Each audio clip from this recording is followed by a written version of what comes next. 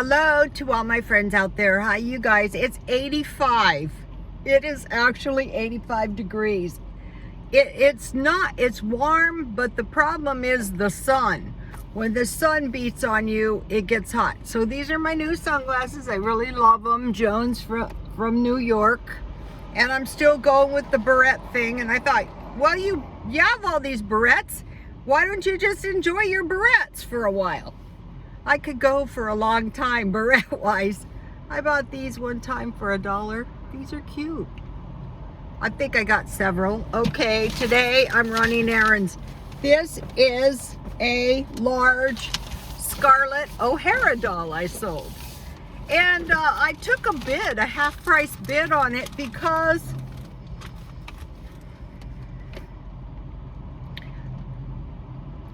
this doll, it's on my Instagram if you would like to see it, is like a collector's dream come true.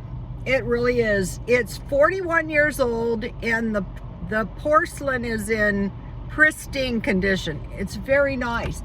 So last night I was packing it up. I was wrapping bubble wrap on the porcelain and I was packing the box with packing stuff, and I hope it doesn't cost me too much to mail. But one of the things I want to get into is selling collectibles. So, you know, I'm learning collectibles sell because collectibles are like catnip to collectors. I sold books. I was watching, who is that guy? It's a guy, Think and Grow Rich. I had some old books.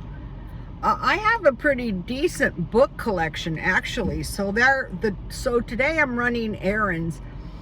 I would like to get to the point where I do eBay like a full-time job, but I want to learn the eBay before buying so I don't get stuck with a whole bunch of stuff. And then before the end of the year, I will take a bunch of stuff to the swap meet again.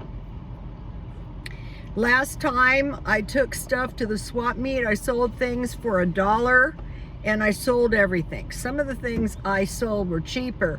And one of the things I sold, and I had a little box of canned food that was ready to expire. Not, you know, like in a day or two, but and I sold those for $0.25.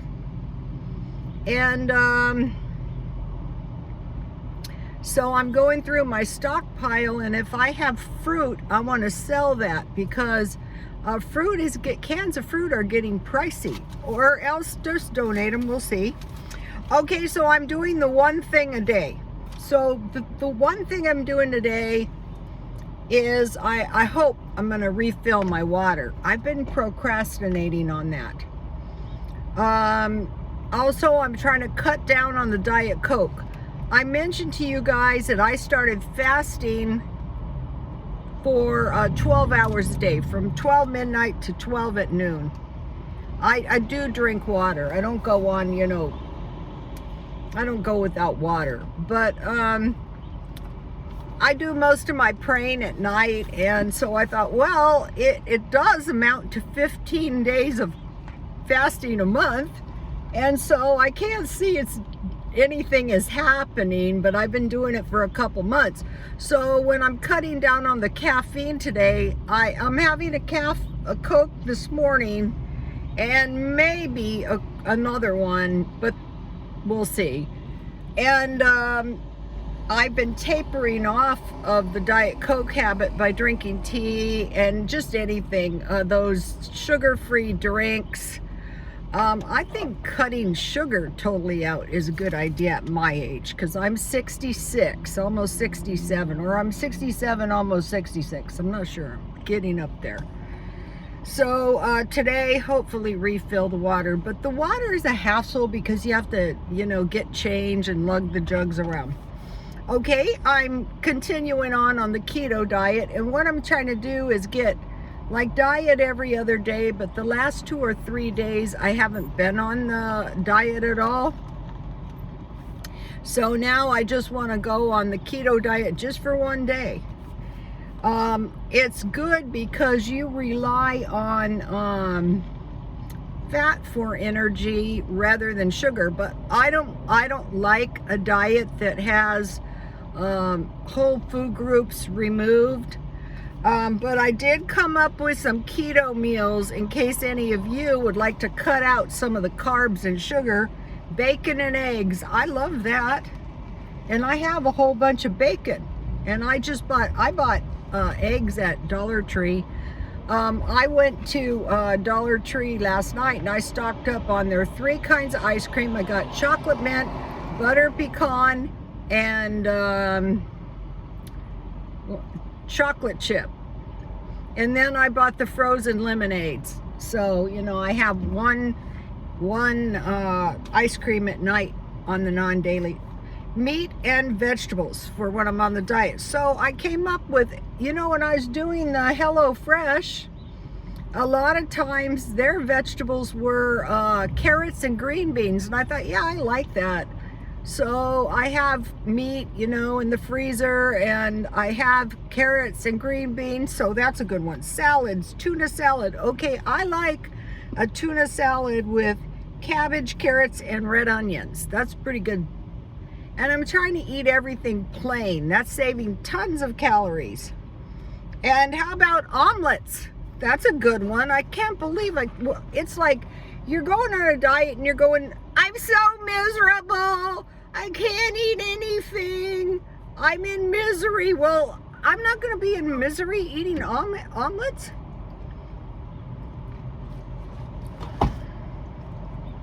The keto diet allows cheese. But I mentioned to you guys, I think cheese was one of the contributors to my weight gain. So I'm having very little cheese, actually. I drink milk because think about it, isn't cheese just milk, you know? So that's going to be today, the keto diet. Just one day, though.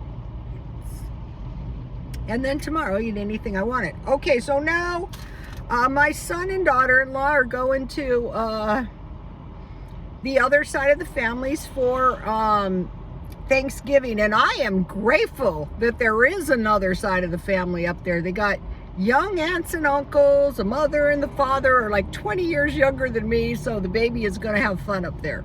So I'm on my own, which is fine.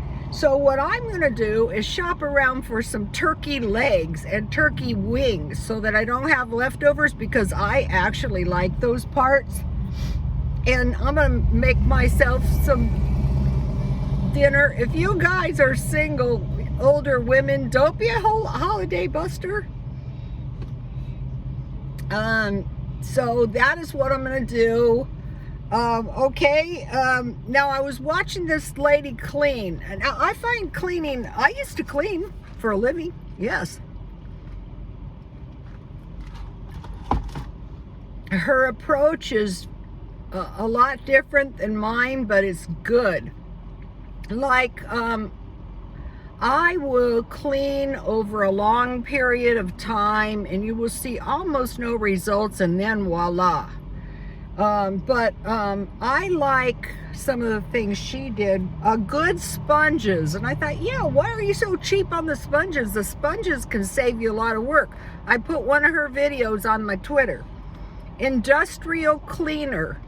I don't use a lot of like oven cleaner and stuff like she did, because first of all, I don't actually own the appliances. So I have to be very careful with the appliances. But I thought, you know, good industrial toilet cleaner is well worth pursuing. I mean, that's a nasty job. Scrapers. I've seen them in the 99-cent stores, so I'm going to get a couple scrapers. Not like razor blade type scrapers, but just like little scrapers. And you can use them in your tile grout and stuff like that. Okay, now, you guys, I tried the metaverse, you know, like universe, metaverse.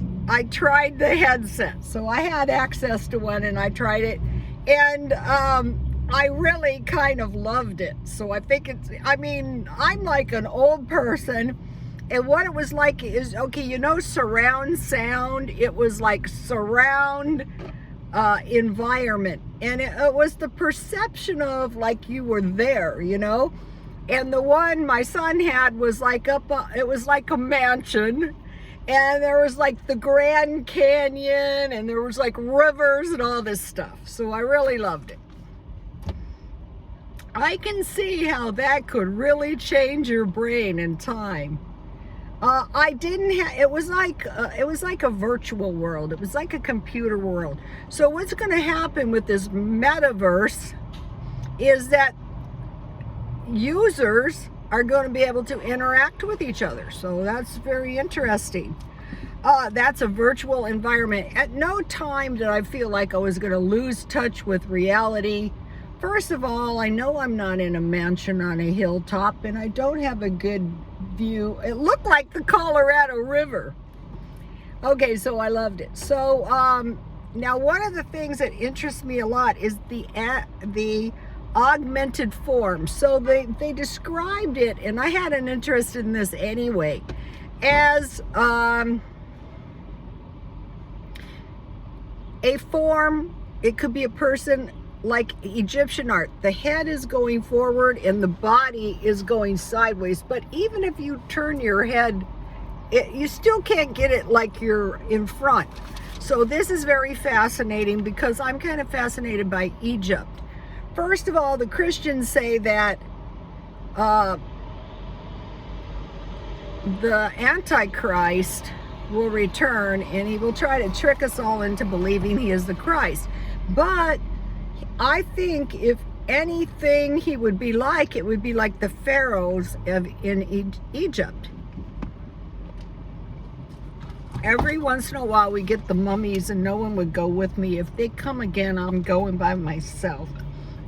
So I mentioned to you I was listening to audiobooks when I work at night. That package took me a while to pack. And so I'm listening to the Hermetica, The Lost Wisdom of the Pharaohs audiobooks. Timothy Fayeki, J.D. Sparks. Okay, I'm interested in the ibis book. Ibis bird. And so you'll notice like mention of Project Ibis and this kind of stuff. And so it's kind of very interesting. Also Thoth, who was an idol god, and Hermes. Okay, we still have Hermes fashion, you know. Anyway, so it's very fascinating. Not trying to be a follower, just, listening to the book. Okay, The Key of Mysteries, the Emerald Tablets of Thoth, J.B. Sparks. Okay, now, I am interested in the Emerald Tablets, and people don't like to discuss the Emerald Tablets, but the Emerald Tablets was basically like sacred geometry. So, like, I have taken enough math. If you take enough math, your mind becomes consumed with it. Science too. That's one thing I don't like. I don't like to be preoccupied with stuff. So it talks about shadow people that hide in angles, and to escape them, and in those angles are snakes, and they use the word plural. So this is very interesting to me. So I bought this solely because it's like an emerald tablet. See, it's a square. Okay, a square is actually two angles. It's two triangles. So this is very interesting. So you remember in the Egyptians, they had the snakes, and the magicians threw their rods down, and the rods became snakes. So there was these mysteries. And so the pharaohs would gain knowledge. To this day, people go, how was it done? So another interesting thing they say is there's a circle with angles inside, like a triangle. But a thing about a circle is not infinite, because a circle has no matter how big the circle is.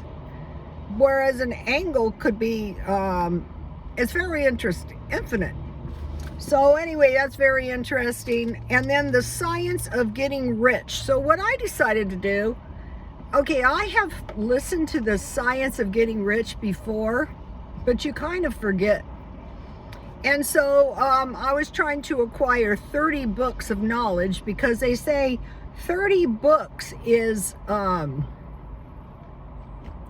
good portion of knowledge.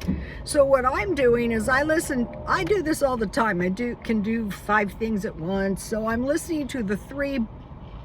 Some of these audiobooks are hours, but what I do is I will listen, so say 10-15 minutes, and I'll go to the next one. The Key of Mysteries, the Emerald Tablet, was only 10 minutes, so I already listened to that one twice. I have no so the bad thing about the angles, you know, and you're supposed to escape the angles by running to the circle, which is the finite, is the snakes. And I have no desire to meet these guys. Some of us believe that the snake was in the garden, but what's interesting about this is they refer to snakes like plural.